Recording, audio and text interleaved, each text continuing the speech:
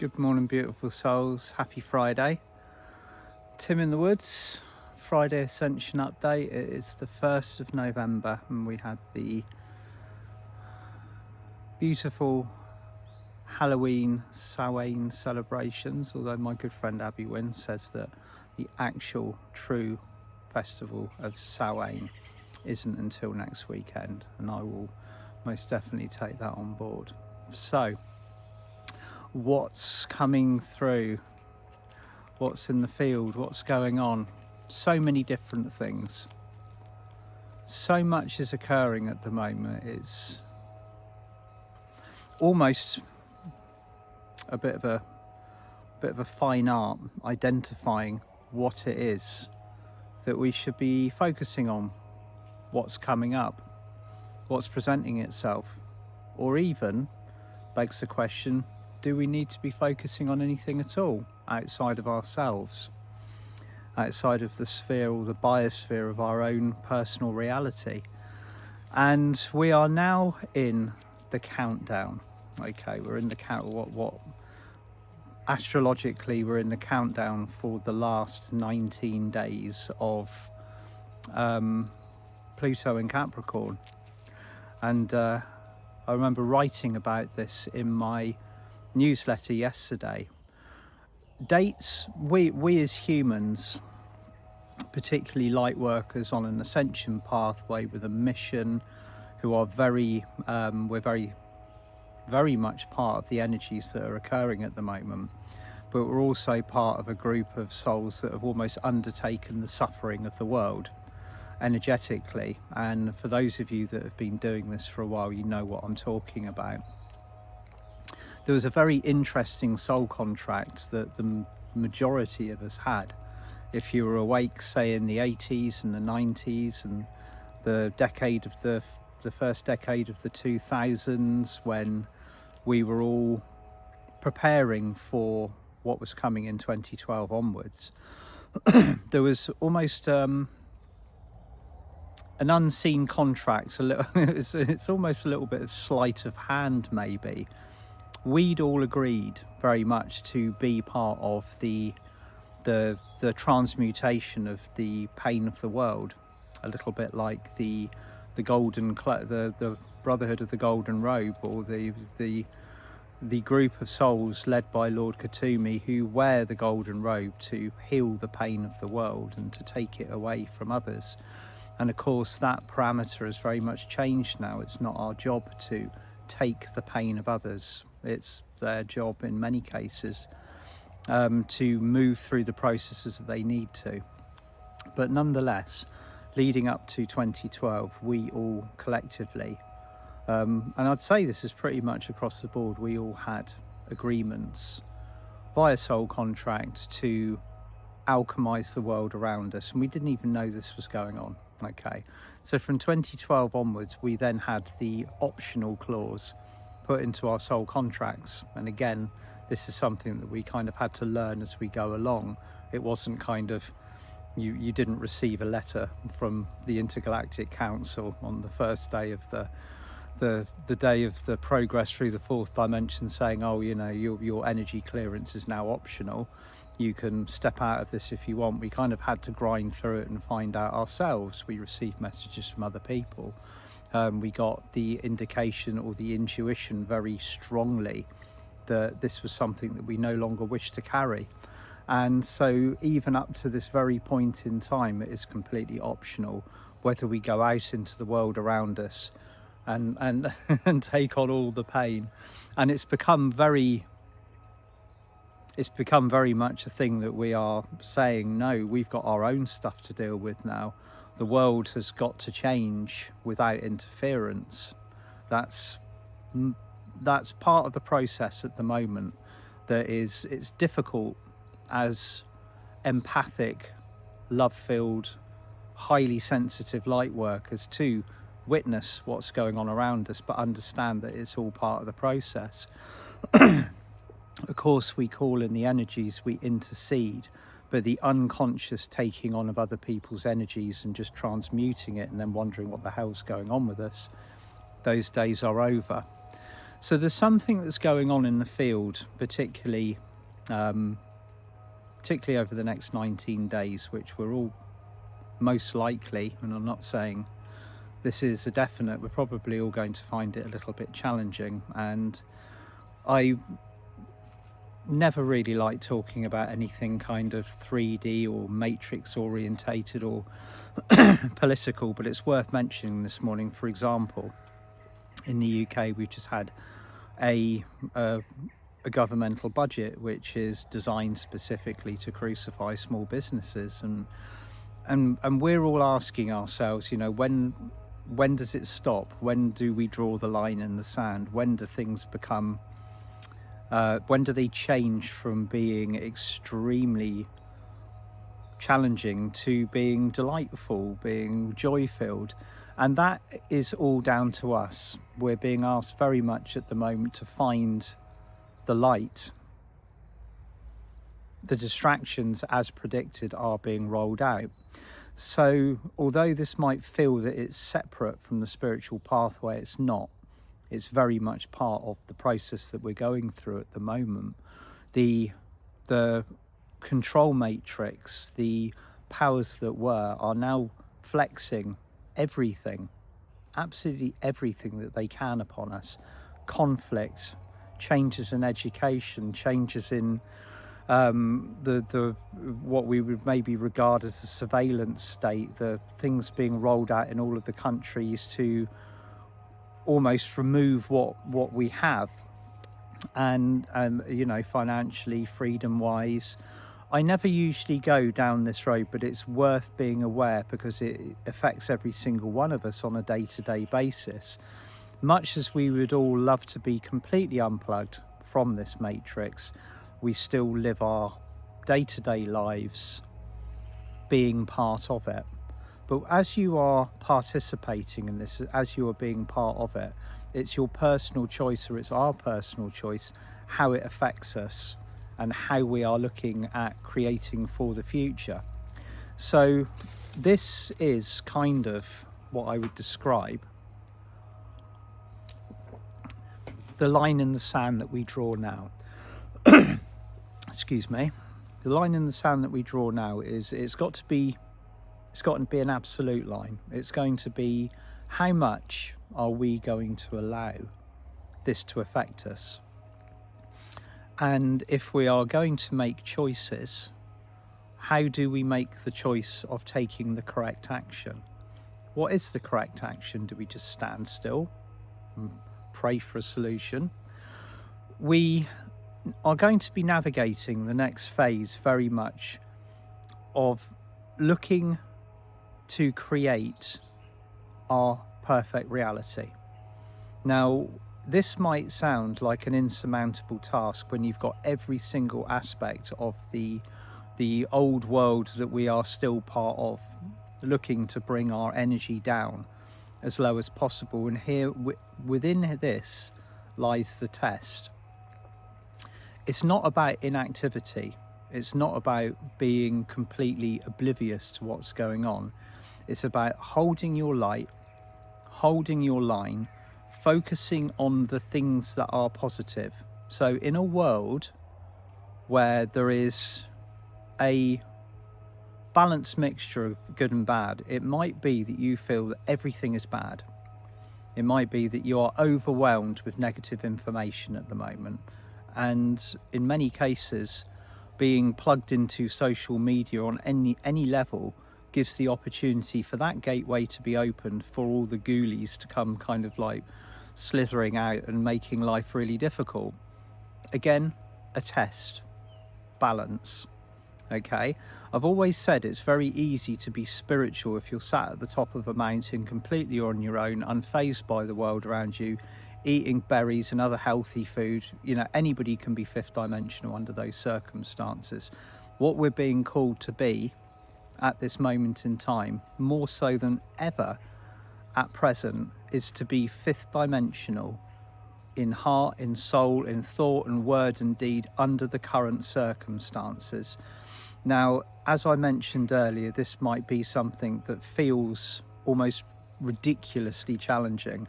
You know, you might have got news this week that things are going from bad to worse. You might be witnessing negative and unpleasant things happening to the people around you. You might have received news from a part of the world where catastrophic things are occurring, and you're thinking, where is the positivity in this?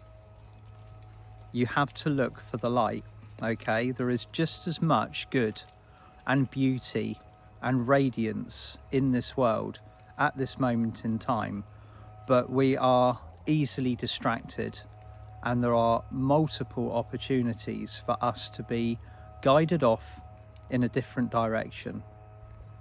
So here's the challenge to us, particularly for the next 19 days. Regardless of what you are receiving, regardless of what you are being presented with, step back, recenter, find the light in the situation that you are being presented with. It involves placing trust within the process and trust within the universe. Trust your timeline, okay? You are creating something much more beautiful, much brighter, much more stable, but at the moment the way that this is going to occur is it's conjecture. It's things that we're talking about, it's discussions in workshops, because many of us can't see how ultimately this transformation is going to take place. If you walked, say for example, into a corporate office, say it employs 150 people, there is going to be at least 50% of the people in that office who are now going through some form of awakening. They might not have acknowledged it, but their interests will have changed. The thoughts that they're having are changed. The way that they are speaking or maybe approaching their life or doing things for themselves have changed. Or they might have just simply started receiving information that they've got no idea what to do with. This is across the board. It's in every office.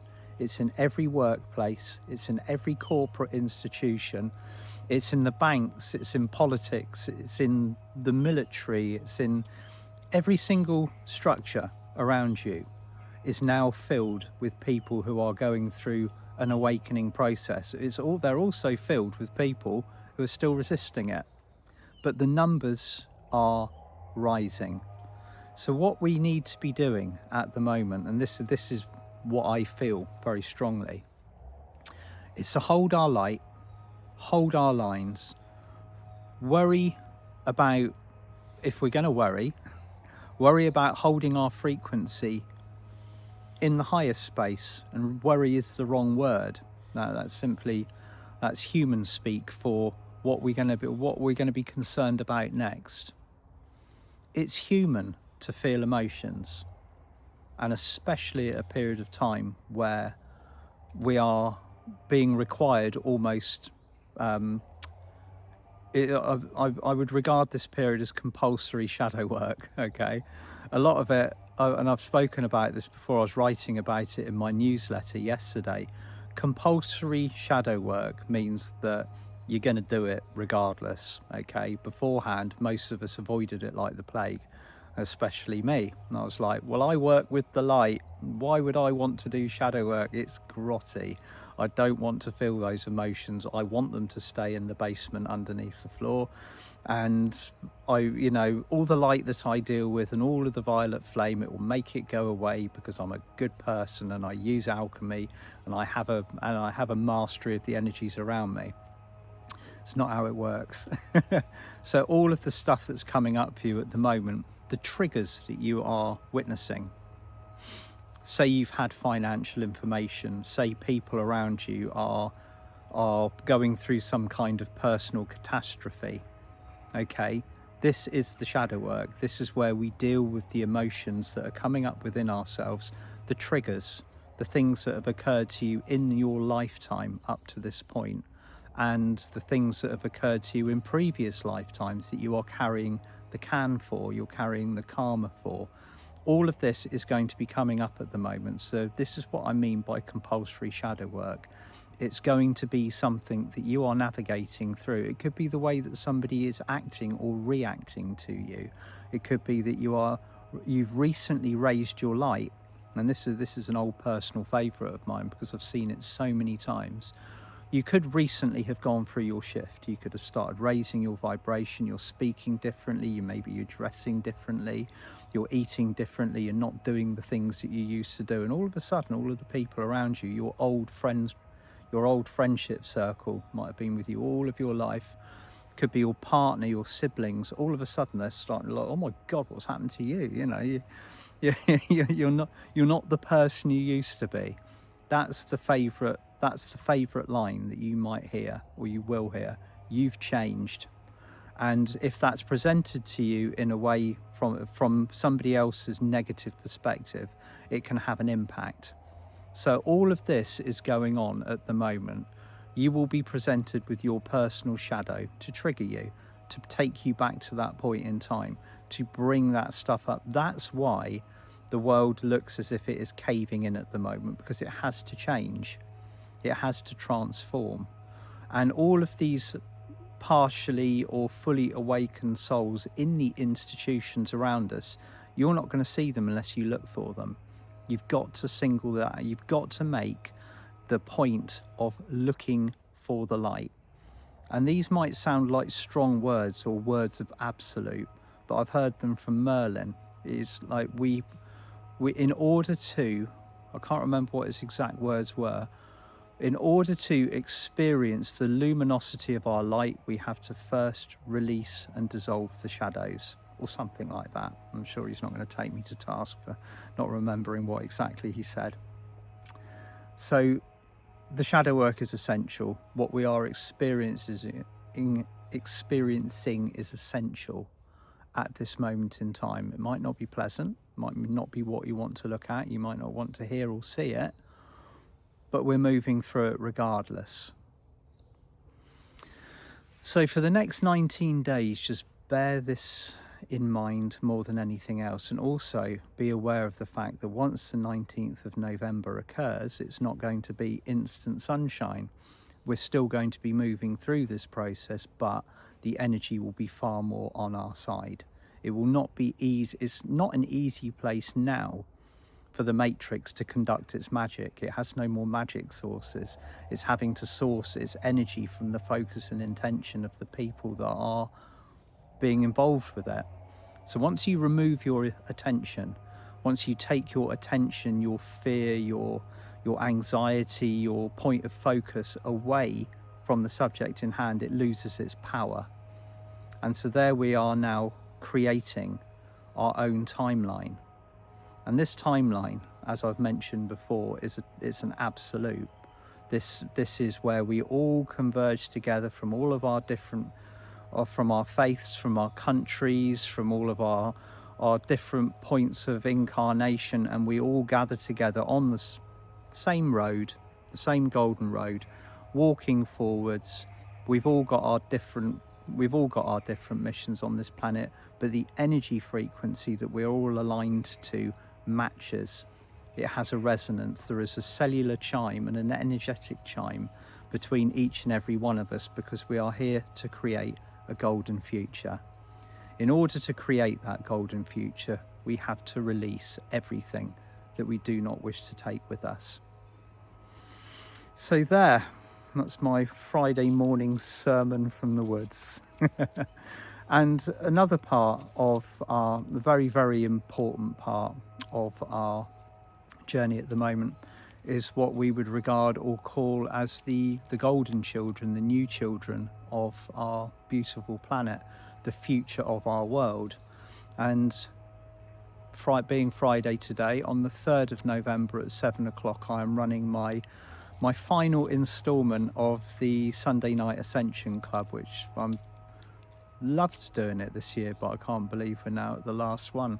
You know, there's been many people saying, my God, what is happening to time? And it's time is purely based on it contracts and expands depending on how many people are moving through it with a high frequency or a low frequency. So here we are, 3rd of November, 7:15 p.m. I always run it at 7:15 to make sure that we're on the other side of Pam Gregory's wonderful world meditation that she's been running every night on Sunday for all of this year. So we are going to be looking at the golden children of the future of our world, and many of you listening will be parents who are bringing up these golden children, and it's quite a treat in many ways and quite a learning process. So dive in with me on Sunday night if you will. It's going to be a good one. And enjoy your weekend. I know there's been a lot of information probably presented to you recently, and the circumstances are challenging. But here we are, and the energy feels great. Love you all. Talk to you soon. Bye for now.